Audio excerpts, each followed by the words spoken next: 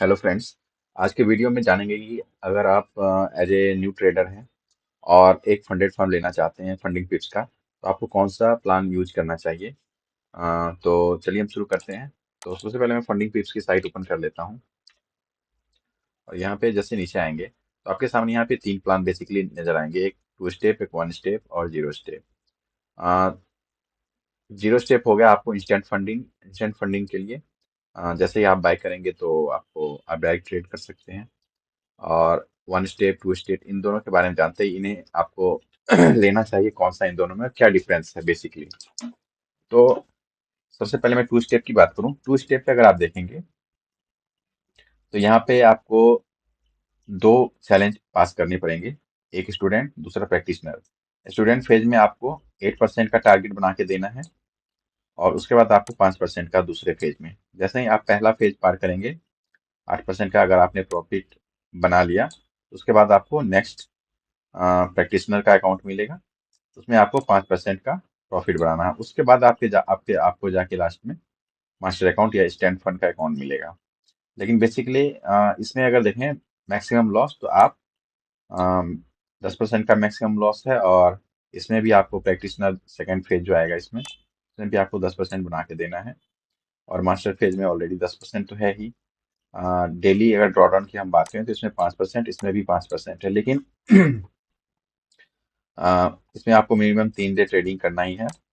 और अगर हम स्टेप वन की बात करें तो स्टेप वन में भी आपको यहाँ पे डिफरेंस क्या है कि आपको मैक्सिमम लॉस लिमिट जो है वहाँ पे 10% का था और यहाँ पे 6% का है। इसमें आपको एक ही चैलेंज पास करना पड़ेगा जैसे स्टूडेंट फेज का, और इसमें आपको 10% बनाना है। वहाँ पे हमारे पास दो चैलेंज पास करने थे, एक 8%, एक 5%। तो दोनों मिला के 13% के लगभग हमें बना के देना था, तब जाके हमें मास्टर अकाउंट या इंस्टेंट अकाउंट मिलता था, जिससे हम लाइव ट्रेड कर सकते थे और जो भी अमाउंट बनता बनता वो हम ले सकते थे। लेकिन इसमें आपको एक ही चैलेंज पास करना पड़ेगा स्टूडेंट फेज, और इसमें आपको 10% का प्रॉफिट बना के देना पड़ेगा, मतलब 3% कम। लेकिन इसमें वहीं अगर आप लॉस देखें, आप उसमें 10% लॉस था मैक्सिमम, इसमें आपको मैक्सिमम लॉस 6% है। उसमें डेली आप मैक्सिमम एक दिन में 5% तक लॉस लॉस ले सकते थे, लेकिन इसमें आपको मैक्सिमम 3% का ही लॉस है। लेकिन आपका एक वहां पे दो चैलेंज आपको पास करने पड़ते थे, यहाँ पे एक ही पास करना पड़ेगा। अब एक न्यू बिगिनर के लिए क्या क्या होना चाहिए, क्या मतलब।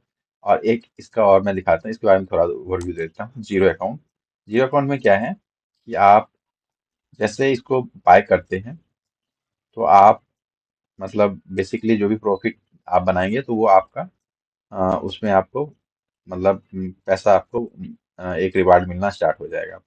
लेकिन उसमें है क्या, आप इसमें जैसे उसमें 6% फर्स्ट स्टेज में कितना था, 6% मैक्सिमम लॉस था। इसमें आपका मैक्सिमम लॉस कितना है, 5%। और वहीं अगर हम डेली लॉस की बात करें तो फर्स्ट स्टेज में था मैक्सिमम 3%, शायद 3% था, मैं देख लेता हूँ। हाँ, 3% ही था। लेकिन इसमें अगर मैक्सिमम लॉस की बात करें तो आपको मैक्सिमम लॉस 3% इसमें भी है। और इसमें लेकिन आपको 7 दिन जो है प्रॉफिट बनाना ही पड़ेगा। लेकिन इसमें सबसे बड़ा जो अ, मतलब कहें सबसे बड़ी इसमें जो दिक्कत क्या है, इन्होंने कंसिस्टेंसी रूल सेट कर दिया है 15%। तो 15% बेसिकली कंसिस्टेंसी रूल में होता क्या है, जैसे सपोज आप एक दिन आपने बहुत ज्यादा अमाउंट बना लिया, प्रॉफिट बना लिया 100, 200, 300 डॉलर का, और दूसरे दिन आपने 5-10 मतलब 1-1.5% का लॉस ले लिया, $100 या $50 का। तो ये आपको जब तक एक कंसिस्टेंसी रूल जो बेसिकली कंसिस्टेंसी रूल में होता है, सपोज अगर आप अ, आज 50% $50 बना रहे हैं, कल आप $45, मतलब 7 दिन तक आपको उसी के आसपास बनाना है। इस पे मैंने एक डेडिकेटेड पूरा वीडियो बना के रखा हुआ है। आप उसे पूरे डिटेल में समझ सकते हैं कि क्या होता है कंसिस्टेंसी रूल और किस तरह से हमें कैसे निकाल सकते हैं कि हमें कितना बनाना है। क्योंकि इसमें अगर सपोज आपने 2 दिन ट्रेड किया और आपने, सबसे पहले बात इसमें आपको 7 दिन ट्रेड करना ही पड़ेगा। और अगर सपोज आपने 7 दिन ट्रेड कर भी लिया, 2 दिन आपने अच्छा 200, 200, 300, 300 डॉलर बना लिया, और बाकी 5 दिन आपने $10, $20 करके बनाया है, फिर भी आप प्रॉफिट नहीं निकाल पाओगे। क्यों? क्योंकि बेसिकली इसमें यहाँ पे आपको ये कंसिस्टेंसी स्कोर जो है 15% का वो मेंटेन करना पड़ेगा। इसके लिए आप एक बार देख लें वो वीडियो कंसिस्टेंसी का, तो आपको सारा डॉट क्लियर हो जाएगा। तो इसलिए जो न्यू बिगिनर हैं, जो ट्रेडिंग में उतना जिनको वो नॉलेज नहीं है, तो उनके लिए मैं ये रिकमेंड नहीं करूंगा। आप जीरो अकाउंट पे बिल्कुल ही मत जाएं। ये आपको देखने में लगेगा जैसे मैं 95% इसमें मतलब बाई वीकली है। मैं इसको ले लेता हूँ और तुरंत मैं प्रॉफिट बनाने लगूंगा, लेकिन आप नहीं निकाल पाओगे। मेरी बात मानो, आप नहीं निकाल पाओगे। जब तक आपको एक अच्छा खासा एक्सपीरियंस ट्रेडिंग का ना हो, तब तक आप नहीं निकाल पाओगे इससे। इसलिए उनके लिए मैं सबसे अच्छा सलाह दूंगा, आप टू स्टेप से चलें, क्योंकि टू स्टेप और थ्री स्टेप, वन स्टेप में अंतर बस आपका 3% का ही है, ज्यादा अंतर है नहीं। इसमें भी आपको दो स्टेप में आपको टोटल मिला के 13% बना के देने पड़ते हैं, वन स्टेप में आपको एक स्टेप बना के देना पड़ता है। सॉरी, 8% बना के देना पड़ता है, 10% बना के देना पड़ता है। लेकिन इसमें आपके पास टाइम है, इसमें आपको एक्स्ट्रा क्या प्लस पॉइंट है, इसमें मैक्सिमम आपका 10% का लॉस है, और एक दिन में आप 5% का लॉस है, मतलब एक दिन में ले सकते हैं। लेकिन उसमें 6% और 3% है। तो मतलब आप एक मतलब धीरे धीरे इसमें आपकी प्रैक्टिस भी होगी। अगर आपने ट्रेडिंग स्टार्ट किया है, आप धीरे धीरे थोड़ा सीखना चाह रहे हैं, कैसे ये चीज़ों को एक्सप्लोर करना चाह रहे हैं, तो मैं आपको सजेस्ट करूंगा आप टू स्टेट से ही स्टार्ट करें। और नहीं, आपको अगर थोड़ा बहुत आता है, आप मतलब आप कॉन्फिडेंट है मैं बना लूंगा, तब आप वन वन स्टेप में जा सकते हैं। लेकिन बाकी रूल रेगुलेशन जो है इन दोनों के, रूल में कुछ ज़्यादा डिफरेंस है नहीं। जो आपको टू स्टेप पे जो रूल है, इसके जो रूल्स हैं बेसिकली, वही टर्म्स एंड कंडीशन, वो सारा आपको वन स्टेप पे भी लागू हो जाएगा, लेकिन जीरो में ये कम्प्लीटली चेंज हो जाता है। इसीलिए जो नए ट्रेडर हैं या बिगनर ट्रेडर हैं, उनके लिए मैं सजेस्ट करूंगा कि आप टू स्टेप या वन स्टेप, जो बेसिकली जिन्होंने स्टार्ट ही किया फर्स्ट टाइम, जो मतलब फंडेड फर्म से अकाउंट ओपन करना चाहते हैं, उनके लिए मैं बोलूंगा आप टू स्टेप से स्टार्ट करें। और बेसिकली आपको नॉलेज के लिए 5 या 10 हजार, $5 या 10 हजार का ये आप अकाउंट जो है ले सकते हैं। इसके प्राइस भी आपको $5 के आस, सॉरी, मतलब 5 हजार अकाउंट, 5K का अकाउंट जो है, उसके प्राइस आपको $36 दिखा रहा है।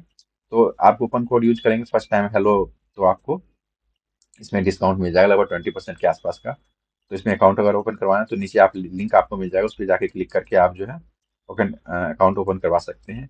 और वहीं अगर हम 10 के डॉलर के अकाउंट की बात करें, तो इसका आपको लगभग डबल है। डबल नहीं है, डबल से थोड़ा सा कम है, $66 है। तो आप जो चाहें आप ले सकते हैं। 5K का अकाउंट ले सकते हैं या 10K का अकाउंट ले सकते हैं। लेकिन ज़्यादा बड़े अकाउंट में मैं सजेस्ट नहीं करूंगा। अगर आप बिगनर हैं, तो आप 5K या 10K से शुरुआत कर सकते हैं। और क्योंकि आपके पास ऑलरेडी 30 दिन इसमें बेसिकली टाइम मिलता है, 30 दिन में आपको एक्टिव रखना पड़ेगा ट्रेड को। और 30 दिन के अंदर अगर नहीं हुआ, तो फिर आप मतलब डिस्क्वालीफाई हो जाओगे।